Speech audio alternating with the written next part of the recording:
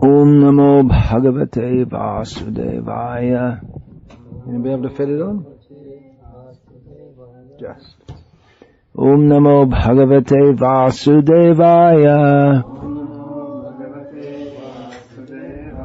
Om Namo Bhagavate Vasudevaya.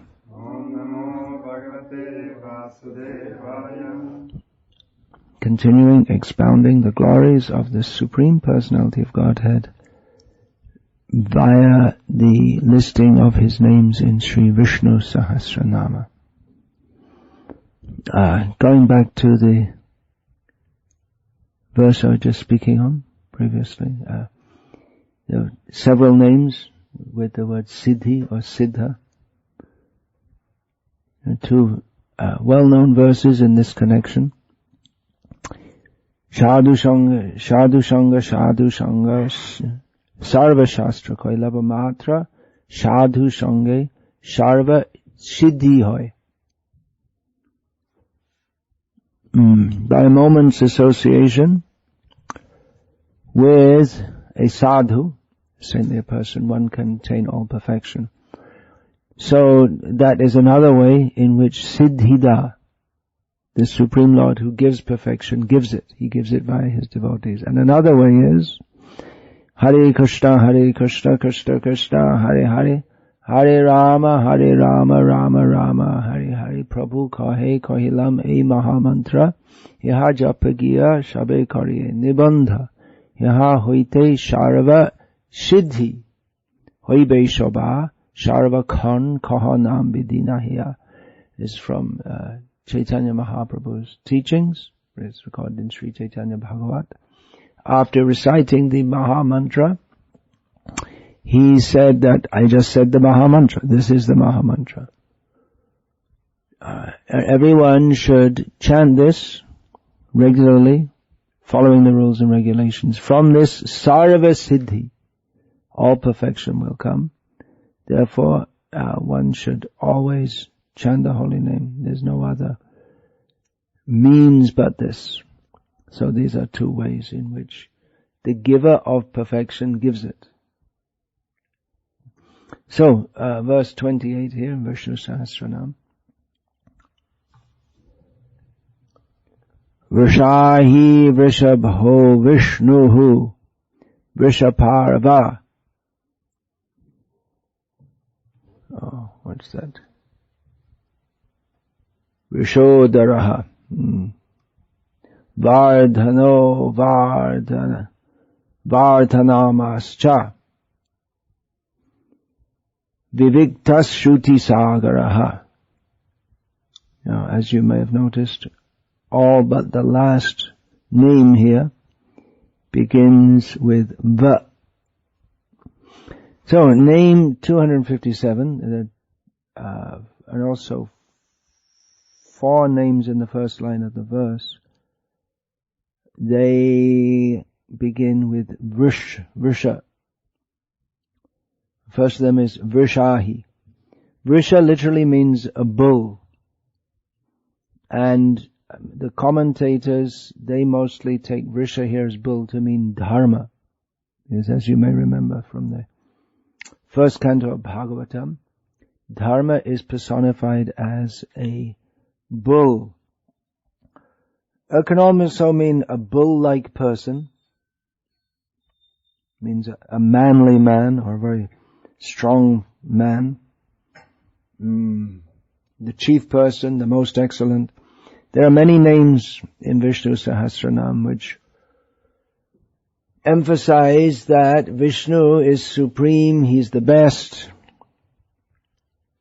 He's the chief, so I won't get into any interpretations like that. Vrshahi, so Ahi means the day. So this isn't such a straightforward one to understand.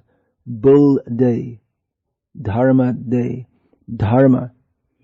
Dharma, what does Dharma mean? Can you say? It's usually translated as religion. It's often translated as religion, but it has multiple meanings and no one word in English catches it fully. Multiple meanings all in one. Religiosity, religion actually. There's a little difference between religion and religiosity usually means showy religion. Means religion, although there's no real word in Sanskrit for religion. It means law, natural law, not something that the government makes up, but the actual law, the laws of the universe. It means the inherent quality of anything and everything. The law of the universe, the balance, the harmony of the universe, that which should be followed. It's also a name of Vishnu. So he who is the day of dharma means that he is light in the form of dharma, or he shines in the form of dharma. We want to see God. Many people ask to see God. Well, one has to act according to dharma, and then he will reveal himself. Atashri Krishna namadina bhaved grahyam indriyai sivon mukhe hi jivadu swayameva spuratyada. Krishna's name, fame, form, qualities, pastimes, etc. are not accessible to the mundane senses. But when one serves him, beginning with the tongue, because namadi, so jivado, beginning with the tongue, then he reveals himself. So Krishna is the day of dharma. It also means that Krishna reveals himself by following the statutes of dharma, the process that he gives, that links with Siddhida, who gives perfection. He reveals himself, and also that anyone who can see should be able to see Krishna. People say, show me God. Oh, why can't you see God? You can't see God? What's wrong? You can't see God. God is everywhere. It's the most natural thing. It's the natural function of sight is to see Krishna. But we don't see because we are agyana timirandha. We're in the darkness of ignorance. So therefore we don't see Krishna. But one who can see, he sees everything. Clearly. He sees that which is to be seen. So, that in Gita, that jnanena tu tadajnanam yesham nashitam atmanaha. Tesham adityavajnanam prakashayati tatparam. When one is enlightened by knowledge, then all ignorance is dispelled and one can clearly see, is clearly manifested. The Supreme is manifested. So he shines for just like the sun. You should be able to see the sun. Unless there are clouds. In the daytime we should be able to see it unless there are clouds. If there are clouds we can't see. So the clouds are the clouds of our own cloudy consciousness. And also one who follows dharma, he also shines. So Krishna makes the devotee shine. And we practically see that those who practice dharma, especially Bhagavad dharma, that should be stressed. Dharma means, in general usage, means the sadharan dharma, the ordinary rules and regulations of civilized life, which includes worshipping the Supreme Personality of Godhead, or at least the demigods. That's getting a bit further away from real dharma. But Bhagavad dharma means to be situated in our constitutional position of service to the Supreme Lord. So one who follows dharma, he shines, whereas someone who does not, who is sinful, then their whole countenance is blackish. That yesterday in the park in Dublin, this one young man was speaking to me about auras. He was interested in seeing auras, which is not very important. Actually, it's not important at all. But those terms are there. That someone is shining. If someone may be shining if they're very happy. A devotee is very happy, very pure. And then we say, green with envy. Having the blues. So these are all colors associated with red with anger. Of course, someone's face may become red, but their aura also becomes red. So one shines when one follows dharma, one becomes pure, and one naturally the effulgence of the soul becomes manifest in the body. So Krishna makes a devotee shine, anyone who leads a pure life. Now another commentator has given the understanding which a specific day, the specific day when the devotee approaches Krishna, that is the most auspicious day. So for a devotee, every day is auspicious. He's always approaching Krishna. As for the non-devotees, everything they do is inauspicious. That's why on Janmashtami I usually tell the devotees, today is my birthday. And they may be surprised, because that was also, I was initiated on Janmashtami, so that was auspicious day for me. So when we approach Krishna, that he makes the day auspicious for the devotee who approaches. He makes everything auspicious for the devotee. Then similarly, one who reveals dharma, he makes it all very clear. Others may be wondering, what is dharma?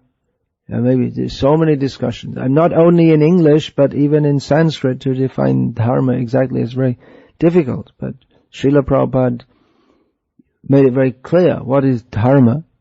He always stressed this means the root meaning of dharma is that which is the inherent quality of anything. And he would give the examples of sugar. Sugar is sweet. If it's not sweet, it's not sugar. Might look like sugar.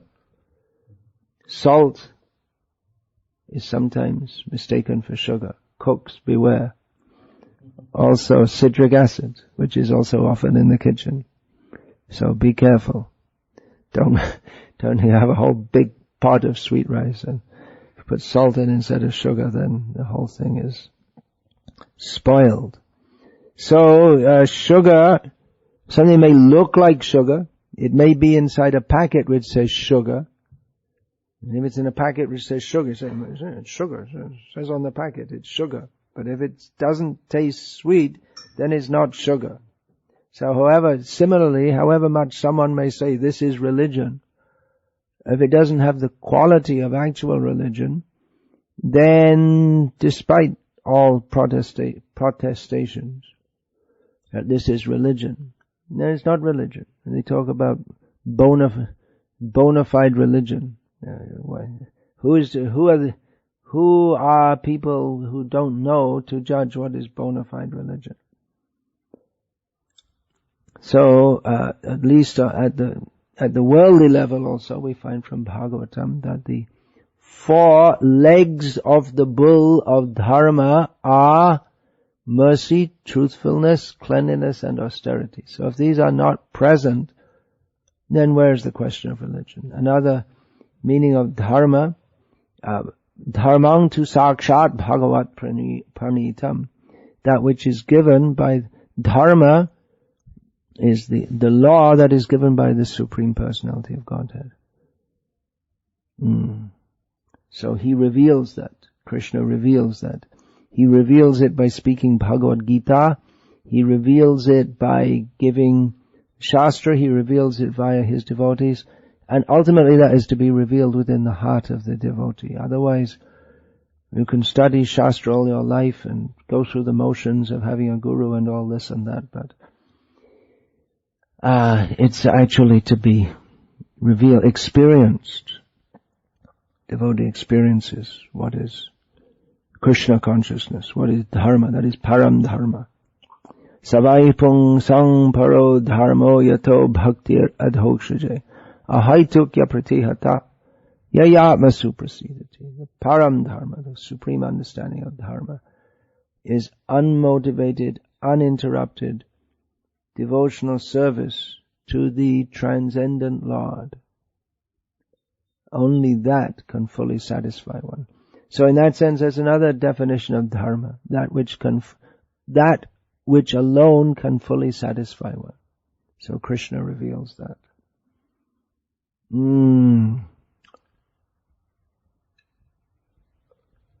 Then some other meanings given by Shankara, who's also commented on this. That's why we find in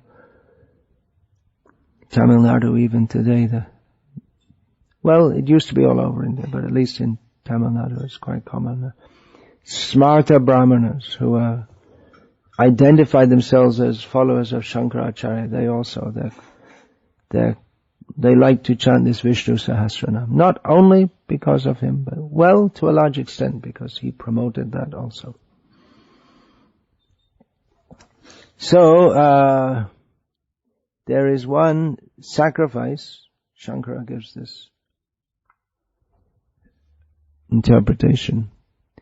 There is one sacrifice called the Vrshahi sacrifice.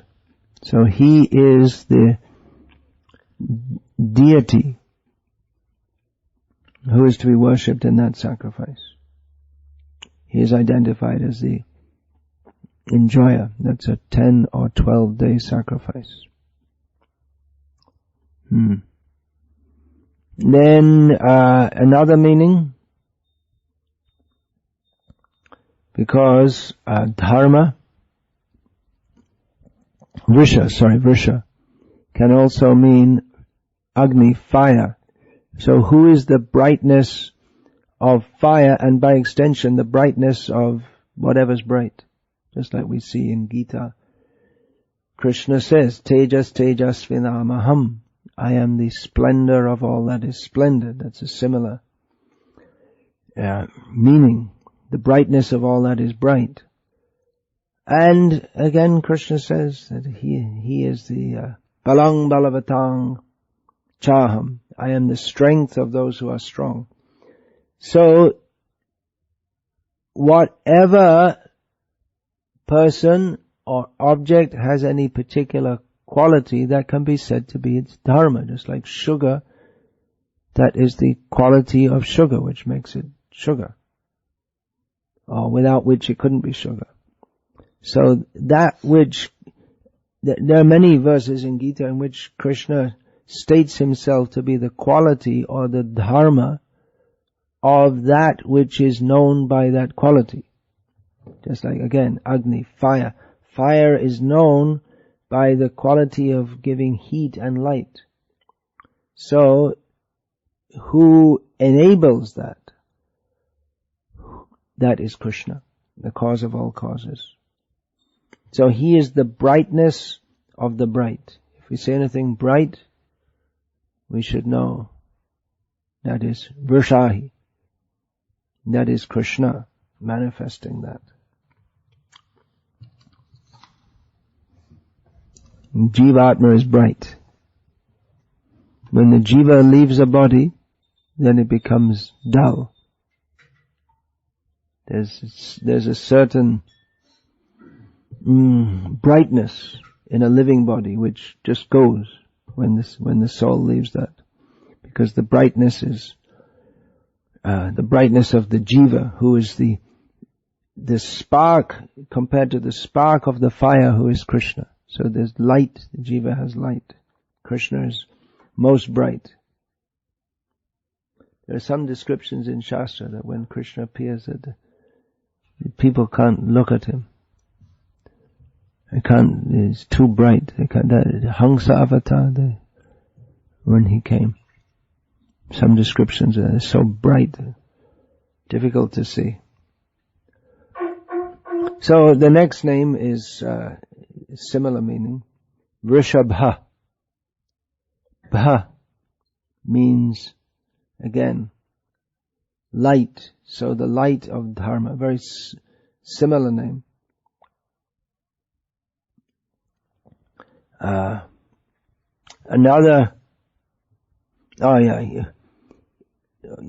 This is interpreted as he who shines because of his Dharma. He's bright because of his Dharma. Is it that Krishna is bright because of his Dharma? Yes, he's bright because of all his qualities, and his very Dharma is to be bright, not dull. Dull in the exact sense and in the inferred sense also. We say someone is bright if they're intelligent, active, sharp, of positive outlook. We may say someone is bright. So Krishna is naturally like that.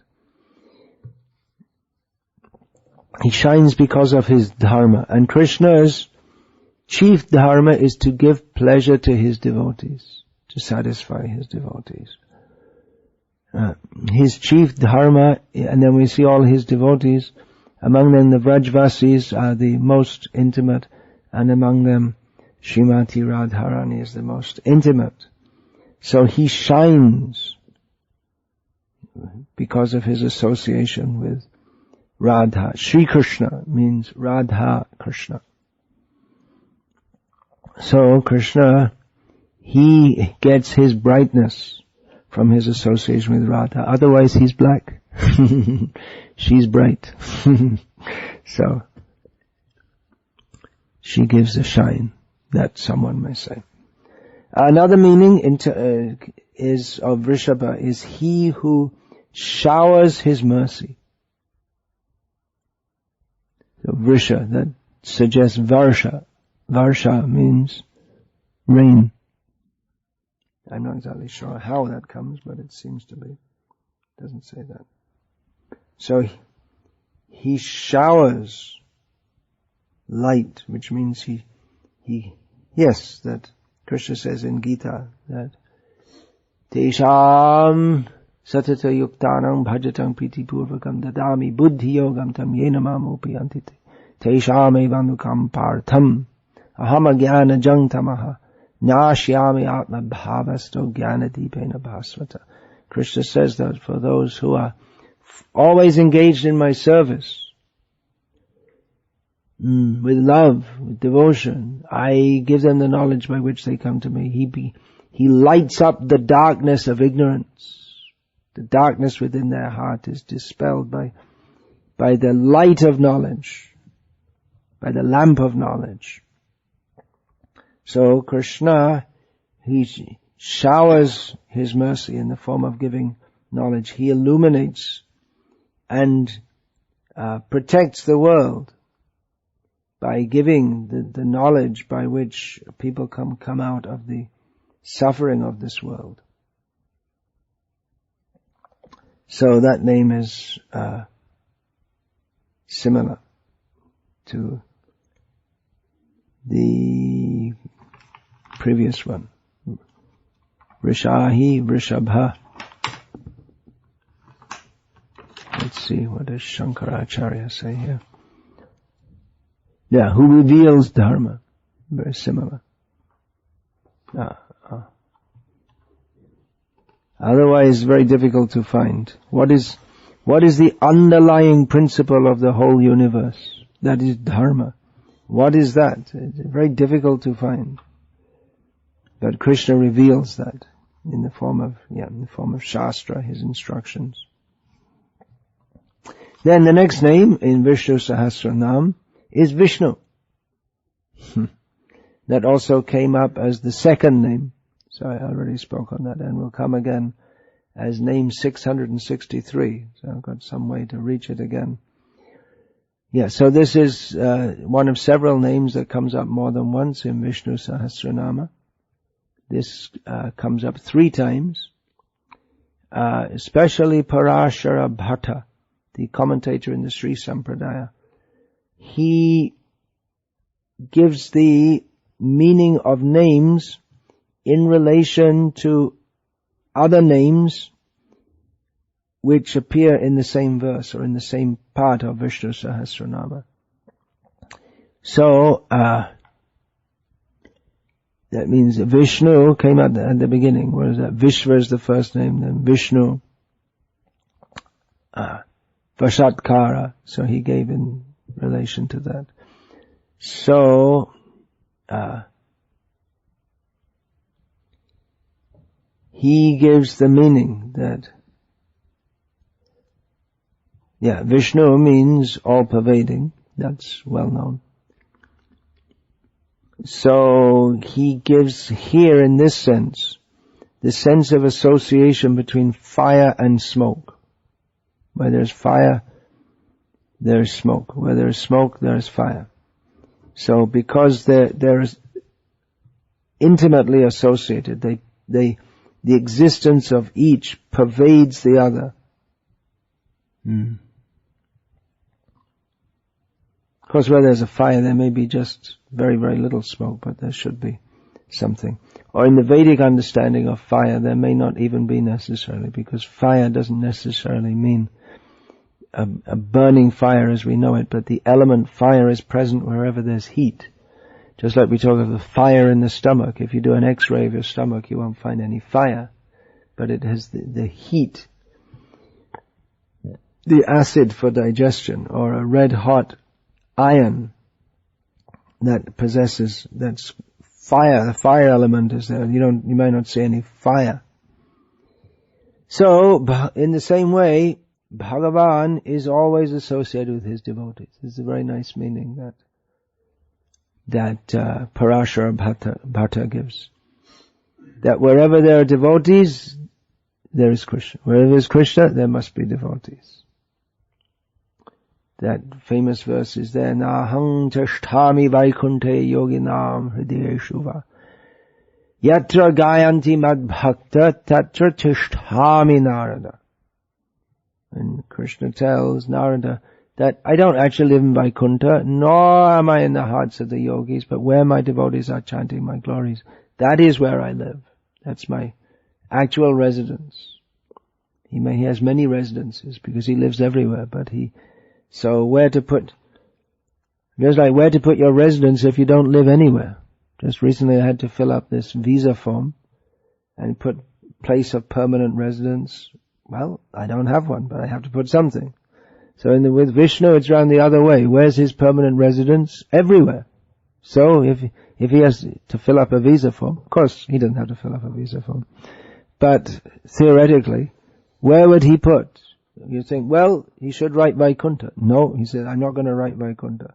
In the hearts of the yogis. No, wherever my devotees are chanting my glories, there I shall be. And devotees, they're always with Krishna. Yomam pashyati sarvatra sarvang chamai pashyati tasyaham na pranashami sachame na pranashyati. Krishna says that for one who sees me everywhere and sees everything in me, he is never lost to me, nor am I ever separate from him. There are many such verses. Sadhunam hridayam tvaham. Sadhunam hridayam mahyam sadhunam hridayatvaham. Maranyate na jananti nahang te bhumanagapi. Krishna says that the devotees are my heart and I am their heart because they know nothing but me and I know nothing but them. So Parashara Bhatta here is given a very enlivening and encouraging meaning for the devotees that Vishnu, he is one meaning of the name is that he's always present where there is bhakti, where there are his devotees. He always there to help his devotees in all senses, both spiritually, dadami buddhi yogam tam yena mam upayanti, he gives the intelligence by which they can come to him, and even materially, of course, the devotee has not, in no real sense, anything material because he doesn't want to exploit or enjoy anything of this world. But if he has some material needs, then Krishna will give whatever he needs, according to what Krishna thinks he needs. That's famous verses there. Ananyas chintayanto mam ye janah paryupasate tesham nityabhiyuktanam yogakshemam vahamyamam aham. Krishna says, for one who thinks of me without any deviation and worships me, then I provide whatever he needs to continue his yoga practice, bhakti yoga practice. I provide all and whatever is needed. So Krishna is all pervading, but the materialists, they can't find him. The devotees, they always have him in their heart, captured. Aham bhakta paradhino nahi swatantra iva dvija sadhu bir grasta hridayam. And what's the last name? Sadhu priya. What is that? Last line I forgot. Anyway, that point I wanted to. Krishna says, I'm not independent. I'm fully under the control of my devotees. And because they have captured my heart, sadhu bhyagrasta hridayam, sadhu nam sadhu, is that it? Yeah. And even one who is a devotee of my, bhaktanam bhakta priya, one who is a devotee of my devotee even, is very dear to me.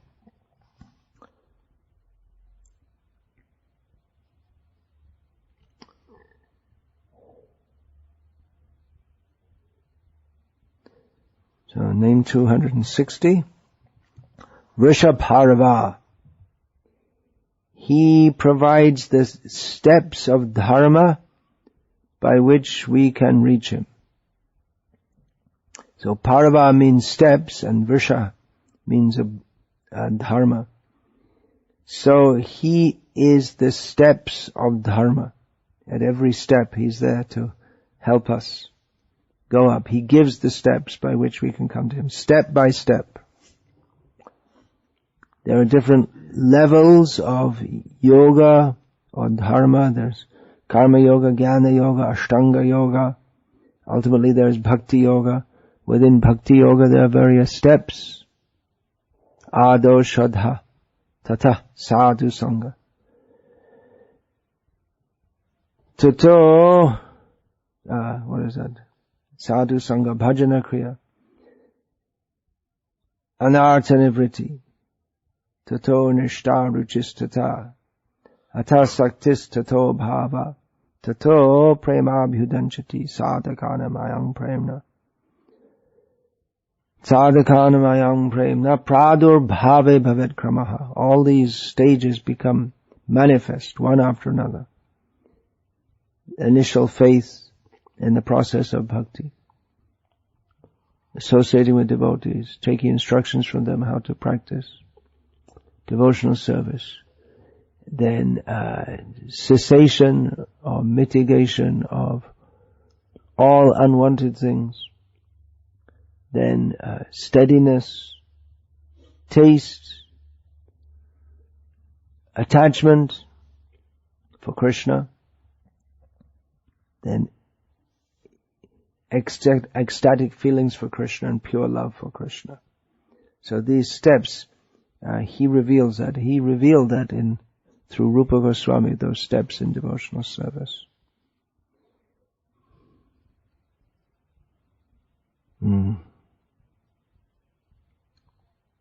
So there are many items in devotional service.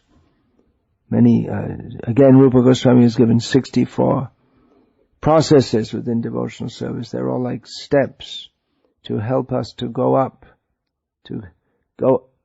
climb up out of this material entanglement and climb up to Krishna.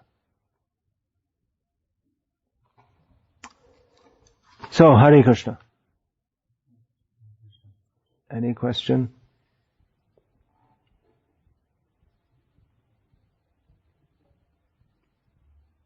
Yeah, please. Sometimes I feel that I have a taste of Krishna, and it seems very strong and spiritually, I would think spiritual experience. And the next day then I have no taste at all, and it seems just tasty. Yeah, commonly asked question. One day I'm in bliss. I think now I'm just 2 steps away from Golok Vrindavan. And the next day I'm just 2 steps away from falling into the deepest, darkest Maya. Why? I guess why is the implied question, or how to overcome this. Well, that's common. You're not the only one. It's noted by Vishnunath Chakravarti Thakur in his Madhurya Kardambani, that in the immature stage of devotional service, there may be many ups and downs. So after you've had a few of them, you can know when you get an up, you can know that, whoops, have to be careful, because after the up often comes a down. So as soon as we think, yes, now I'm up, then we're down. When we're down and praying for Krishna's mercy, then we get pulled up. So we have to come to the steady level. That's the question, how to do it. The answer is, keep on going. In Gita, Krishna says, Dukeshvanad Vignamana Sukeshu Vigata Spriha Vita Raga Bhayakrodha. Then, what's that? Munir Stita Dhya Muniruchate.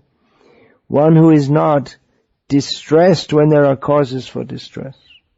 Who is not elated when there are causes for happiness, but remains steady in mind, is known as a steadily minded sage. So, when there's the bliss of bhakti, we say, well, that's very nice, but anyway, I have to do my service. And when we get thrown down into the maya of maya, into the maya, M-I-R-E, means muck, into the filth of maya, then the mind may be going in a completely different way that we don't like. But anyway, we have to do our service. So if we remain steady like that anyway I have to do my service, it doesn't depend what I feel like, but anyway I have to go on my service. Krishna, help me. When we're feeling some bliss of devotional service, we can pray to Krishna. Krishna, please help me that to remain steady in your service and not think that now I've become a great devotee. Not think that because I'm getting a little taste that I've actually made it all the way. Always help me to remember that I'm always completely dependent on your mercy. And then when we're down and out in the maya of maya, we also have to pray to Krishna. Krishna, please pick me up. And keep on serving. And one who just keeps on serving steadily, then they become eligible to get Krishna's mercy in full. So it's nice if we're having some moments or days of blissful Krishna consciousness. That means we're making some progress, because to be in Maya is just normal for the condition. So if we get some taste, that's very good. That's very nice.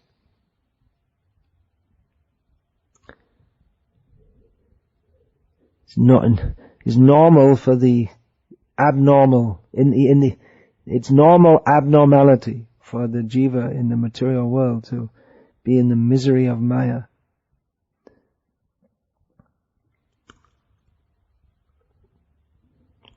So, anything else? Is Krishna present in this room now? Sorry? Is Krishna present in this room now? Oh, he definitely is. Yes. He's right there, standing right there.